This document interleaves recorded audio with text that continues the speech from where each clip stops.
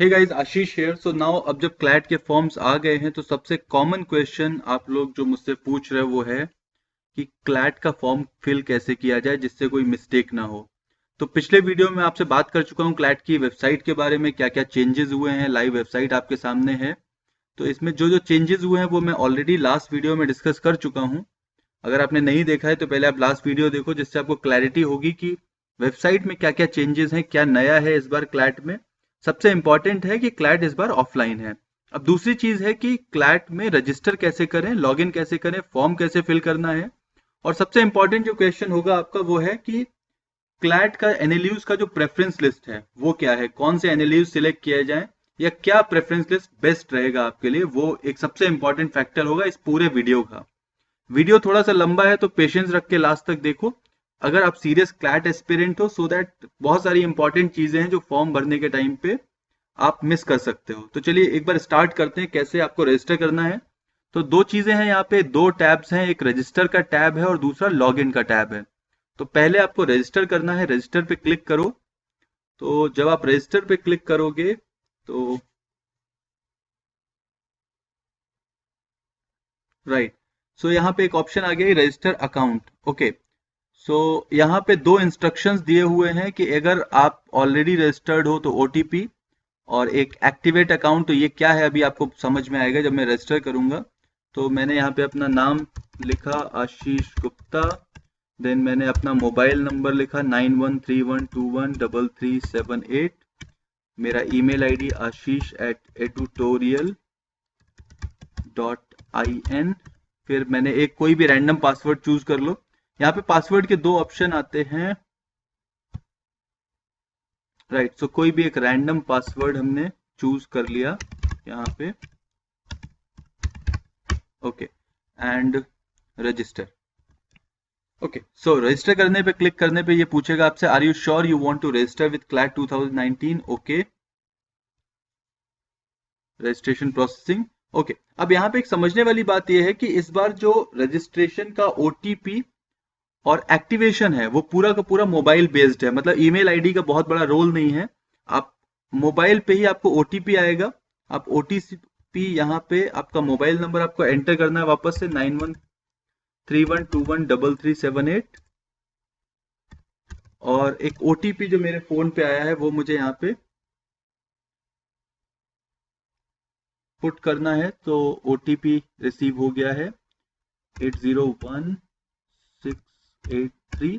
Okay, सो अब यहाँ पे जब मैं एक्टिवेट पे क्लिक करूंगा, अगर ओटीपी मैंने सही एंटर किया है तो ये अकाउंट हो गया आपका एक्टिवेट। राइट, सो रजिस्ट्रेशन होगा, एक्टिवेशन हो गया। यहाँ पे दो चीजें इन्होंने इंपॉर्टेंट देख ली, एक है कि आपकी ईमेल आईडी और दूसरा है फोन नंबर का वेरिफिकेशन। अब आ जाते हैं लॉगिन पे। सो आप लॉगिन पे है, लॉगिन पे आपसे ये आपका मोबाइल नंबर मांगेगा और जो आपने पासवर्ड सिलेक्ट किया हो वो पासवर्ड आपने डाल दिया और ये लॉगिन हो गया।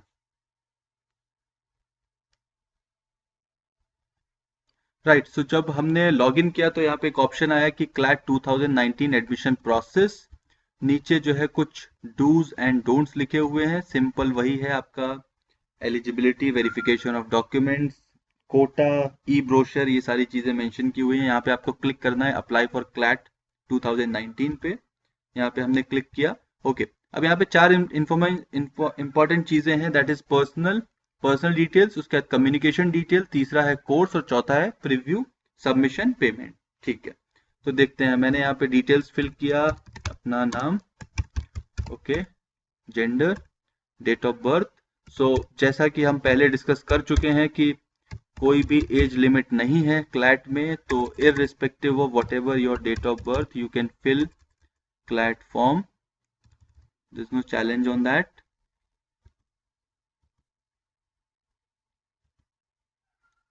right, second is your father's detail, mother's name, nationality। okay, nationality में एक important चीज यहाँ पे समझने वाली है कि based on nationalities different NLUs के different preference list हैं, कोटा है। तो NRI कोटा अगर आपका है तो थोड़ा सा डिटेल समझ के फिल करिएगा।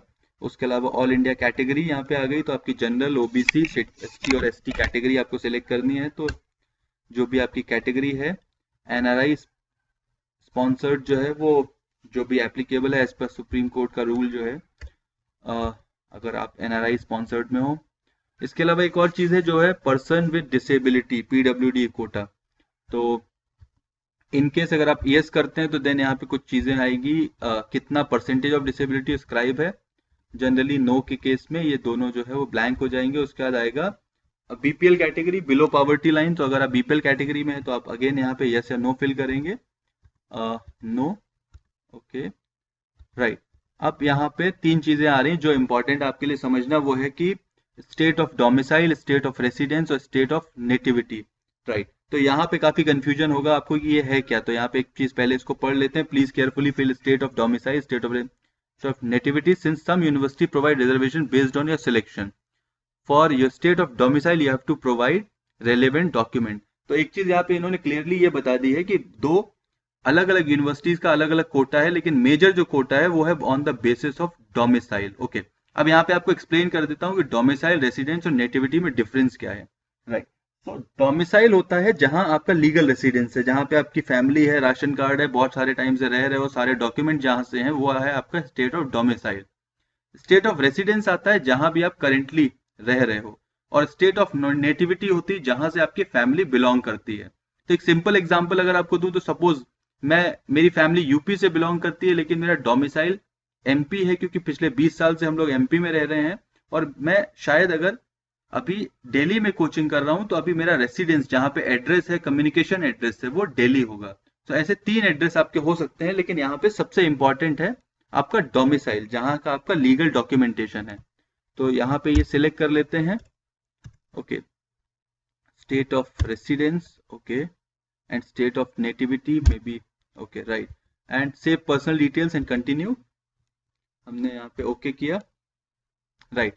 नाउ सेकेंड इज करस्पॉन्डेंस, जो हमने लास्ट में बताया था कि स्टेट ऑफ रेसिडेंस आपका, राइट। करस्पॉन्डेंस क्या है, तो आपने यहाँ पे अपना एक एड्रेस फिल कर दिया, जो भी आपका करेंट एड्रेस होगा। सो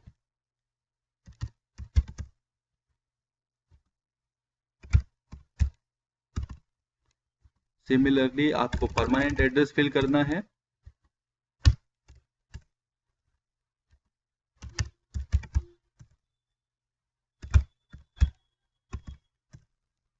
राइट। यहाँ पे मोबाइल नंबर, तो जो आपने मोबाइल नंबर पहले फिल किया था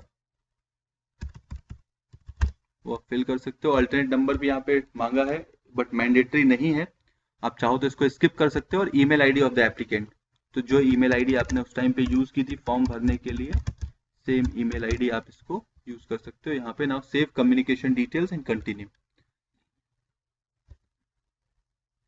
ओके। सो 10 डिजिट मोबाइल नंबर,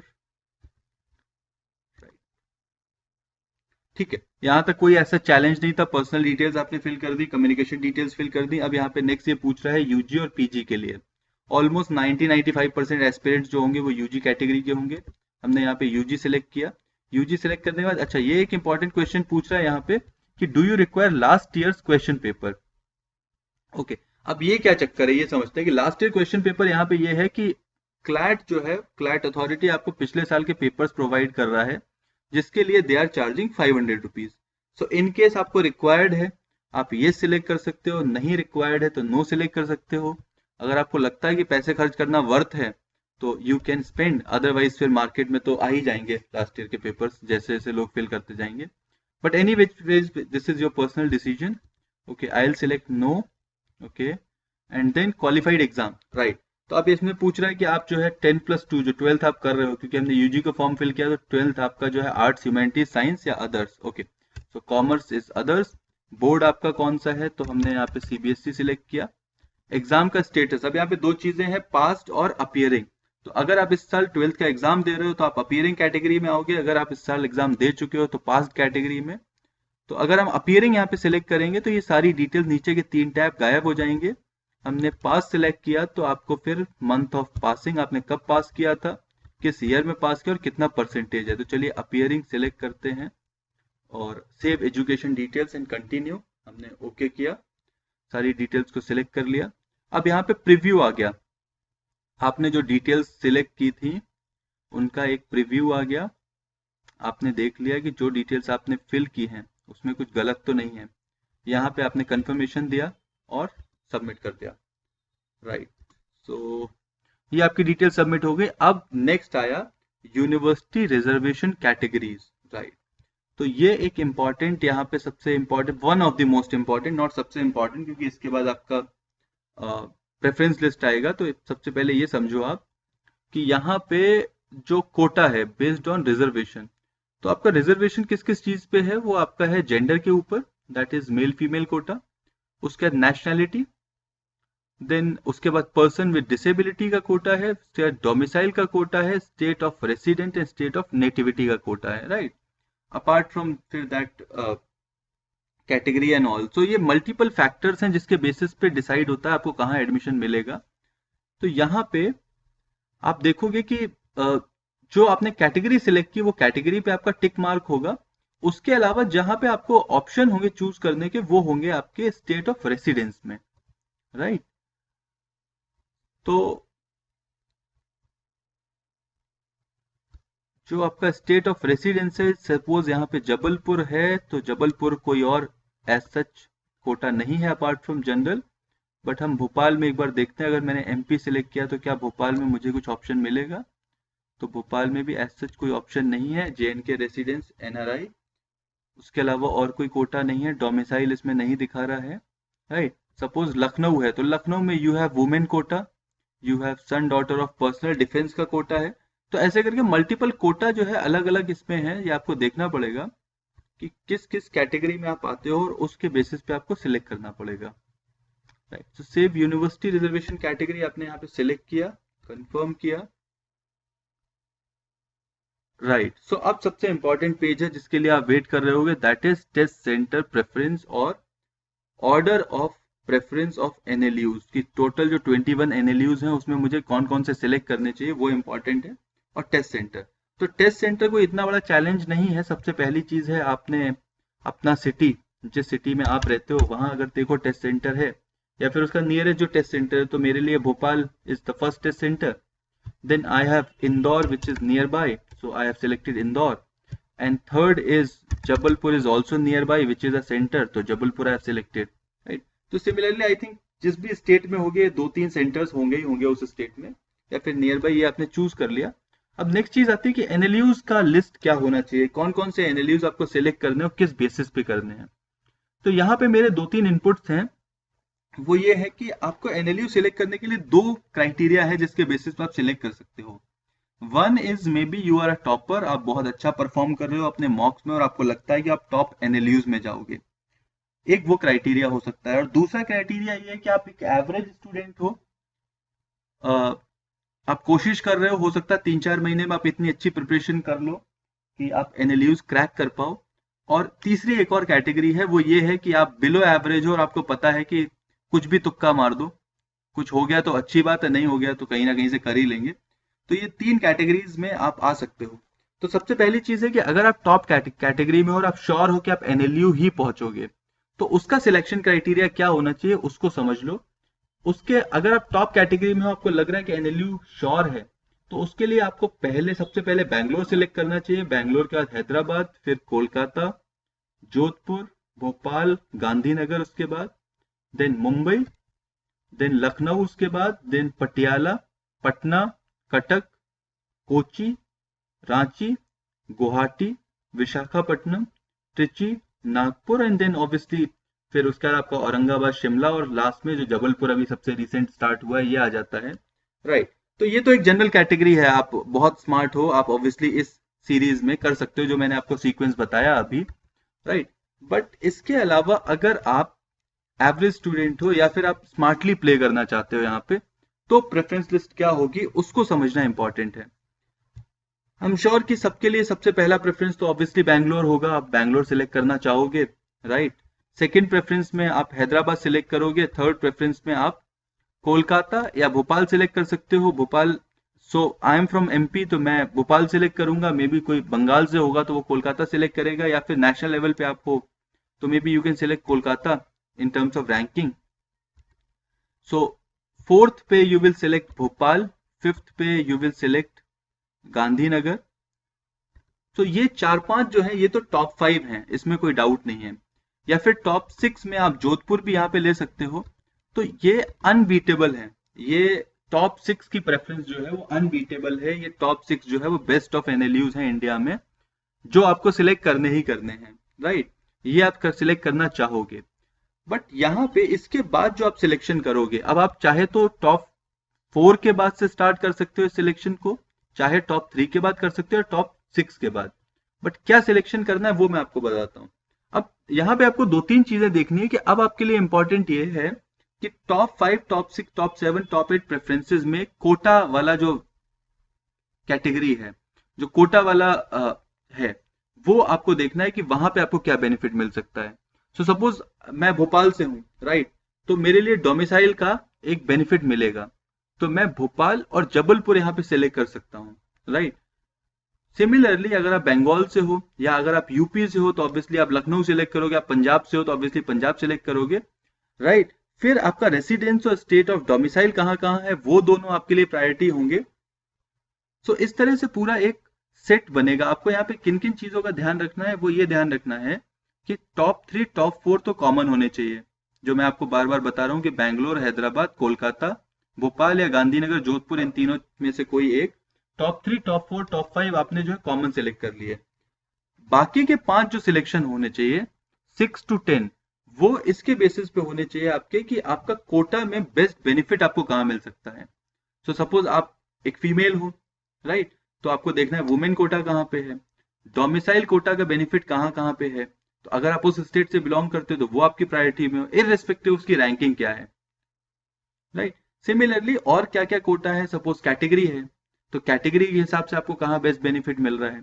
तो ये सारे ऑप्शन देख के आप सिलेक्ट करोगे। तो मैं अपनी जो प्रिफर्ड लिस्ट है मैंने आपको बताई थी अभी की, जो एक टॉपर के हिसाब से प्रिफर्ड लिस्ट है, उसके हिसाब से मैं सारे इंस्टीट्यूशन सिलेक्ट कर लेता हूँ, and then obviously on many factors you can choose your choice.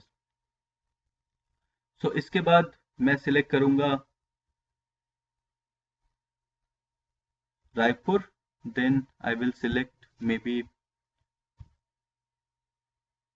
Lucknow, फिर उसके बाद पटियाला, पटियाला के बाद I will select Patna, Patna एक अच्छा ऑप्शन है तो पटना सिलेक्ट कर सकते हैं। पटना के बाद अब ये टॉप 10 तो हमारे हो गए, टॉप 10 के बाद यहाँ पे उड़ीसा सिलेक्ट कर सकते हैं और यहाँ पे मेरे ख्याल से मुंबई सिलेक्ट कर सकते हैं। मेरे लिए 2 ऑप्शन जो इंपॉर्टेंट है वो है कि उड़ीसा भी एक अच्छा ऑप्शन है।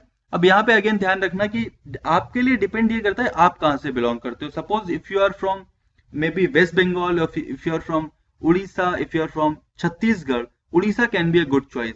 सिमिलरली अगर आप महाराष्ट्र से हो, मध्य प्रदेश से हो, इधर वेस्टर्न रीजन से हो, तो then Mumbai can be a good choice. अच्छा, मुंबई सिलेक्ट करने का मेरे लिए एक और ऑप्शन है, एक और रीजन है मुंबई सिलेक्ट करने का, that is exposure and jobs. So मेरे लिए इंपॉर्टेंट ये कि अगर मैं मुंबई से लॉ करता हूं तो ऑब्वियसली लॉ फर्म्स का एक्सपोजर प्लस जॉब्स का एक्सपोजर मच बेटर होगा, राइट। इसके बाद फिर मैं सिलेक्ट करूंगा उड़ीसा, उड़ीसा के बाद आई विल सिलेक्ट कोची, और कोची के बाद रांची, रांची के बाद असम, और उसके बाद सीक्वेंस है। अब इसमें कुछ भी देखना नहीं है, और सीधा सीक्वेंस है, सिलेक्ट कर सकते हैं। मे बी तिरुचिरापल्ली और विशाखापट्टनम 2 ऑप्शन है, तो ऑब्वियसली सीक्वेंस से सिलेक्ट करेंगे हम। विशाखापट्टनम, विशाखापट्टनम और तिरुचिरापल्ली। मुंबई में ऑलरेडी मैंने अपना प्रेफरेंस जो बताया उसके हिसाब से मैं मुंबई ऑलरेडी सिलेक्ट कर चुका हूँ। देन मेरे पास ऑप्शन है नागपुर, नागपुर के बाद अगला ऑप्शन है मेरे पास औरंगाबाद, और उसके बाद शिमला और जबलपुर, राइट। तो जैसा कि मैंने आपको बताया कि अगर मैं एमपी से हूं तो मेरे लिए शायद जबलपुर पहला ऊपर चॉइस होना चाहिए था, और थोड़ा ऊपर। अगर आप एमपी से हो तो जबलपुर को आप थोड़ा और पहले ऑप्ट कर सकते हो आपके प्रेफरेंस में, कि अगर आपको एमपी में ही रहना है या आपको एमपी के कई सारे बेनिफिट्स मिल सकते हैं। लेकिन मेरे हिसाब से अगर मुझे लगता है कि मैं अच्छा स्कोर कर सकता हूँ और अच्छे एनएलयूज में जा सकता हूँ, तो Jabalpur is actually very new, सबसे लास्ट का अभी एनएलयू है, तो उसके हिसाब से डिपेंड करेगा। ठीक है, सो ये ओवरऑल मेरा एक प्रेफरेंस लिस्ट था, उसके हिसाब से मैंने सिलेक्ट किया। अब save test centre and admission preference, इसको हमने सेव किया। Please confirm your action, okay.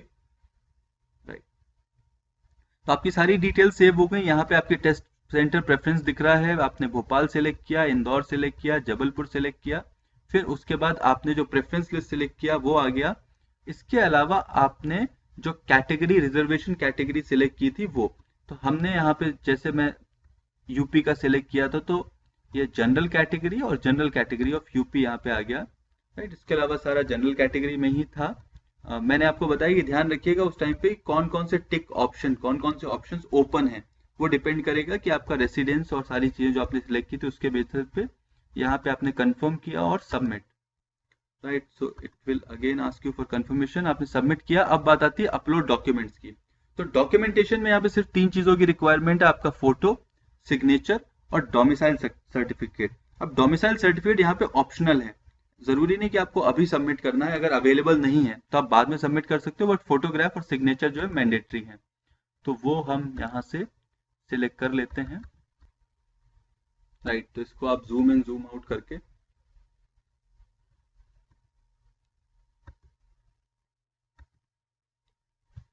Similarly आपको अपने सिग्नेचर का एक फोटो लेके रखना है जो 100 KB से कम का हो, वो आपको सिलेक्ट करना है यहाँ से।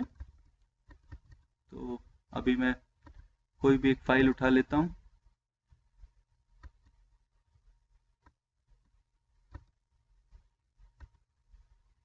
राइट।